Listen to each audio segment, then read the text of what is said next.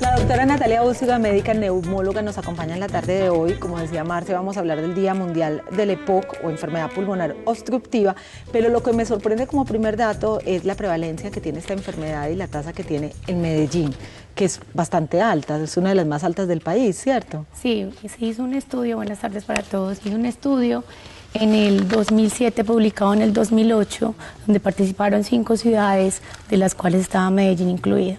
Y Medellín fue la que tuvo el porcentaje más alto, que fue el 13.5, superior a Bogotá. ¿Por qué?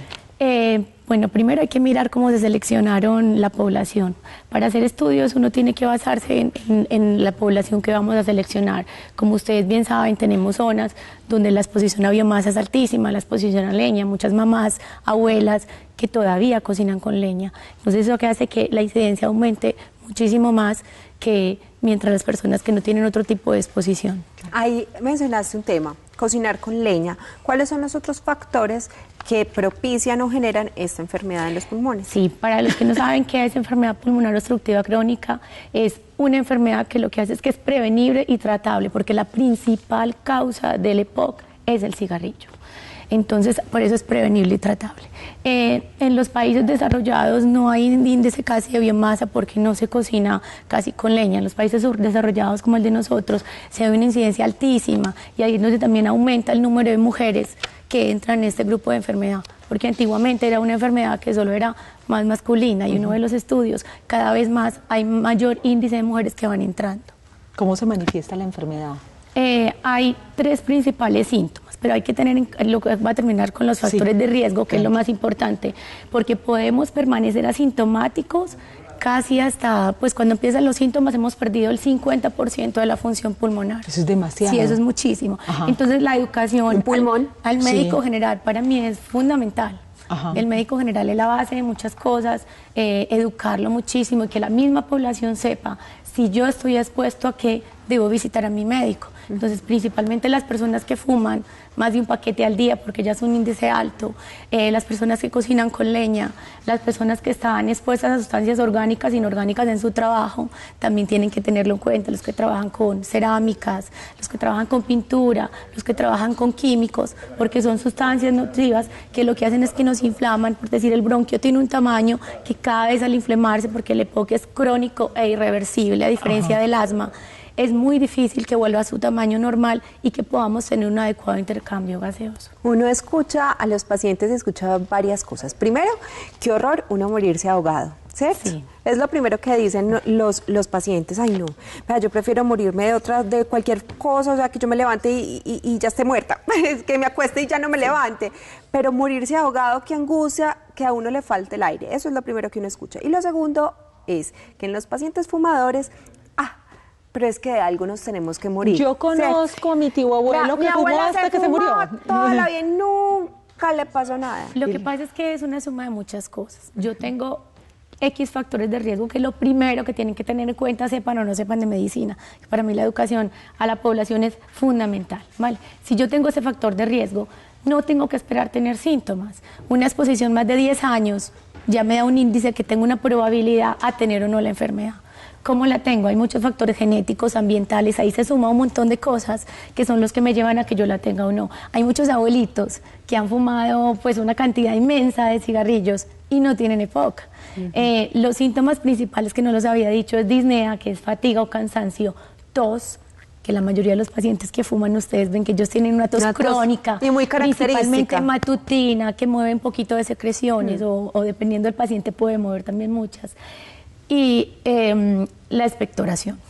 La gran mayoría tienen expectoración. ¿Tiene que ser solamente el paciente fumador o quien convive con una persona fumadora también tiene riesgo de sufrir la enfermedad? Eso se llama el humo de tercera mano. Es fundamental y para mí los niños son los que yo intento tocar un poco, sensibilizar al fumador porque cuesta muchísimo. Ellos saben, los que lo estén viendo, que el que llega a mi consulta, yo le digo, yo hago todo lo posible porque dejes de fumar. Si no, yo no te voy a volver a ver, porque mi paciente está estable, pero no progresa en su enfermedad. Entonces hay que hacer todo lo posible. Yo sé que están cansados de que toda la familia les diga, miren, no fumen más, no nos gusta cómo huele, esto es horrible, pero tienen que empezar en los niños que tienen alrededor. Cuando, bueno, en otra consulta que yo llevaba, les haces un examen que es especial para ver si está fumando o no, en la consulta de tabaco. se lo hice simplemente al niño de una paciente que sí fumaba muchísimo. Cuando ella vio que a su niño le salían sustancias que eran tóxicas y que ella empezó a tocar su nivel funcional, fue la única manera de sensibilizar a esta paciente. Es que hay veces dejar de fumar, te digo, yo nunca he fumado, pero viví con personas fumadoras. Mi papá y mi mamá, ambos fumaron, ambos murieron de cáncer de pulmón también, y es provocado obviamente por el cigarrillo. Sin embargo, muchas veces ellos podían tener la mejor intención de dejar de fumar, pero no es sencillo dejar ese vicio. Mira, es muy difícil. La nicotina es, yo no fumo y simplemente probablemente porque sea muy buena visosa, los vicios los tengo a un lado, sino la nicotina crea una dependencia altísima. Cuando vienen a la consulta y les pregunto, ¿hace cuánto fuma? Y tiene la esposa o el esposo al lado. Yo es que es una relación que lleva más tiempo que con su misma pareja. Ajá. Entonces, si yo tengo un novio con el que voy al cine todos los viernes, llevo 5 años con mi novio, terminé con mi novio, ese viernes es una catástrofe. Porque a esta hora estaría en el cine, entonces el cigarrito de él por la mañana, el café, el cigarrito después de comer, el que, ¿cómo no va a poner el cigarrito antes de dormirme? Los grandes fumadores dejan 4 o 5 cigarrillos. Entonces yo les adivino porque casi todos es el mismo motivo de por qué no lo dejo. Pero hay que tener la voluntad, ahora hay medicación. Que es buena y es efectiva. Sí, ahora hay medicaciones que pues a pacientes hasta un 90% le aseguran dejar de fumar. ¿Sabes? Entonces que es fundamental. En este tipo de situaciones va más allá del gusto, del querer, sino que va... La dependencia. Exacto, es una cosa que va más allá de la misma voluntad. Sí. Porque uno ve a esas personas fumadoras, incluso, si solo el conocimiento nos evitara fumar, si el solo saber que el cigarrillo es malo nos evitara fumar, pues ningún médico fumara. Y yo conozco varios colegas que son bien adictos al cigarrillo. Es que ni siquiera entonces, las fotos que le ponen en la cajetilla les llaman la atención. No, o la sea... foto, ¿sabe qué pasa con la foto de la cajetilla? Ajá. La tía fumadora, como es tía, dice, déme la de la disfunción eréctil, que esa no me da a mí. O el señor va y dice, mejor deme el del aborto a mí, que yo ya no voy a abortar. Claro, entonces fue una charla, un chiste, y eso de la cajetilla en realidad no está generando ningún tipo de impacto en la población. No, yo creo que cuando uno va a tratar pacientes fumadores tiene que individualizar. Cada uno tiene su mundo, cada uno tiene sus características de por qué fumo, y la dependencia a la cual uno la evalúa es muy bueno tratarla. No, saber de base qué te lleva a fumar.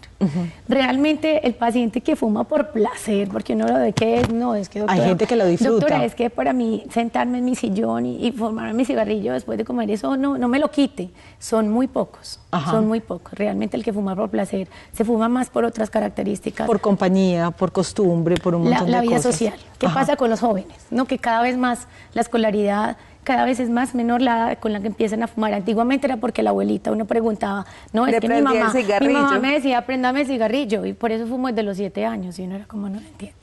En este momento que tenemos tal grado de educación, que se van a los colegios, que las mamás se implican y los padres en la educación de los hijos, no sé, porque la educación de los niños así les expliquemos, les mostremos con gráficas, como tú dices, tienen la cajetilla con el aborto, no hay sensibilidad. Entonces toca tocar al paciente individual, mirar qué pasa y trabajar en esa parte. Lo primero que debe hacer entonces un paciente que se ha diagnosticado con EPOC es tratar de dejar el cigarrillo. Pero además, ¿cuál es el manejo que se tiene para la enfermedad? Miren, para diagnosticar la enfermedad, la prueba básica, la gold estándar, se llama una espirometría, que es simple y con prueba broncodilatadora, como así. Es una prueba que yo a todos les digo la de soplar. Uno escucha desde 3 calles allá, sople, sople, sople, sople. Y lo que me evalúa esa espirometría son los volúmenes pulmonares que yo estoy moviendo, ¿vale? Cuando yo tengo una función pulmonar, yo la evalúo por unos parámetros. Los parámetros se adaptan a cada continente. Pues nosotros no podemos compararnos con un alemán, con un chino. Por la altura, ¿cierto? Exacto, dependiendo también. A nivel Entonces, del mar. según X porcentaje, yo estoy bien o yo estoy mal. Esta es la prueba para diagnosticarlo. Si tengo una alteración espirométrica, tengo EPOC. Si no, no. Y una vez diagnosticado, hay que hacer terapia. ¿Qué sí. tiene que hacer? Sí, los tratamientos básicos de la EPOC son los broncodilatadores, son los inhaladores que mucha gente has visto que utilizan en la calle. Ese es el tratamiento básico. Que hay que saberlos usar también. Sí, es fundamental. Y no solo saber No todo el mundo lo sabe usar. No, pero por ejemplo, en La mi consulta, mayoría. yo siempre les digo a los médicos cuando los estoy formando, paren 3 minutos, dígale a su paciente que lleve el inhalador y por favor hágalo. Porque yo he hecho vídeos que por mala educación, no, ese no le va, póngamele otro. Entonces cambiémoselo a otro. Y ese no es el problema, es ver de base si todo lo estamos haciendo bien. Sí, exacto, si el paciente sí lo está utilizando de la forma correcta. Y hay un pensamiento general alrededor de los inhaladores que dicen, no, yo inhaladores no uso porque eso se vuelve uno adicto al inhalador. ¿Eso es cierto? No, yo pienso que hay pacientes que sí tienen la función pulmonar muy limitada y pues su vida depende, su actividad diaria depende de esto, pero no los vuelve adictos. Los inhaladores han avanzado muchísimo, ahora se usa mucho la broncodilatación dual, no solo uno sino dos en un solo inhalador, dispositivo, ¿no? Ahora vendrán más. El paciente que es un EPOC muy severo normalmente necesita una triple terapia. Entonces, los de antes o los de acción corta, como hablabas tú antes, cada 6, cada 8 horas, estos son una vez al día, 2 veces al día, que hace que mi paciente tenga mayor adherencia y mejor respuesta al tratamiento. ¿El EPOC es el primer paso de un cáncer de pulmón?